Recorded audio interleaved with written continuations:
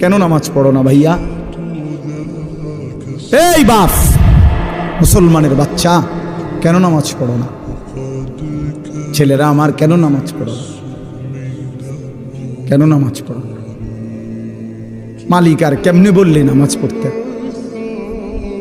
রাসূলুল্লাহ সাল্লাল্লাহু আলাইহি ওয়াসাল্লাম হাসরের ময়দানে জিজ্ঞাসা করবে, উম্মত, পিঠটা তায়েফের পাথরের আঘাতে চাল্লির মতো ছিদ্র বানায় ফেলছিলাম, ক্ষুধার কষ্টে পেটে পাথর বাঁধছিলাম, 3 মাস আমার ঘরের চুলায় আগুন জ্বলে নাই, আমি উম্মত দান দান শহীদ করে রক্তে ভাসে গেছি, 23টা বছর আমি কোনোদিন ঠিক মতো ঘুমাই নাই, এত কাঁদলাম, এত রক্ত ঝরাইলাম, বিনিময়ে তোর কলজাটা নরম করতে পারলাম না,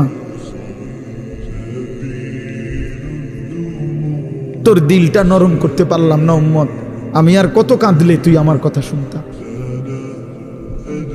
আমি আর কত রক্ত ঝরাইলে আমি নবীর কথা মনে পড়তো?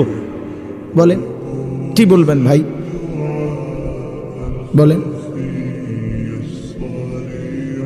কি জবাব হতে পারে তখন? আল্লাহ